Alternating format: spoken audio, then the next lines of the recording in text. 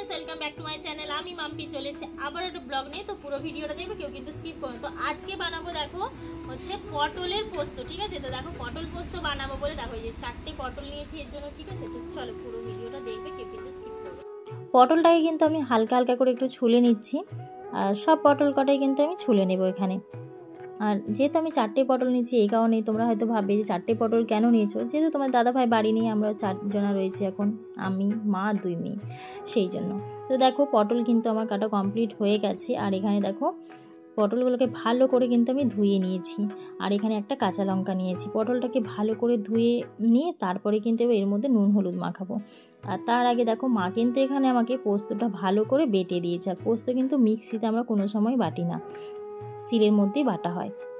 এখানে দেখো এবারে কিন্তু আমি নিয়ে নিয়েছি এখানে নুন, আর নিয়ে নেব অল্প পরিমাণ মতো হলুদ দিয়ে ভালো করে এটাকে মাখিয়ে নেব। পটলটা ভালো করে যদি নুন হলুদ দিয়ে মাখানো হয় তাহলে কিন্তু নুনটা কিন্তু পটলের মধ্যেও পুরো আস্তে আস্তে পুরো ঢুকে যায়, তাহলে একটু ভালো হয় আর ভাজতে সুবিধে হয়। পটল যখন তুমি ভাজবে তখন যদি ভালো করে নুন মাখিয়ে নাও তাহলে ভালো করে ভাজা হবে। আর হলুদটা আমি এই কারণে এখন দিলাম, যেহেতু পটলের মধ্যে হলুদ না দিলে ভালো লাগবে না, সাদা সাদা লাগবে, সেই জন্য ভাজার সময় শুধু একটু হলুদ ওই জন্য দিয়ে দিলাম।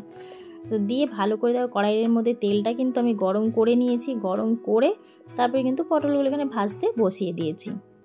আর এরকম বাড়িতে পটল পোস্ত খেতে কার কার ভালো লাগে অবশ্যই কমেন্ট করে জানাবে। আমার কিন্তু পটল পোস্ত খেতে খুবই ভালো লাগে। তো আমার মেয়েরা খুব একটা পটল কিন্তু পছন্দ করে না, কিন্তু পটল পোস্ত খেতে খুবই পছন্দ করে। তো সেই জন্য দেখো এখানে পটল পোস্ত বানানোর জন্য 4টেই পটল নিয়ে ভালো করে এখানে কিন্তু ভেজে নিচ্ছি পটলগুলোকে। পটলগুলো ভালো যত ভাজা হবে ততই কিন্তু খেতে বেশি ভালো লাগবে।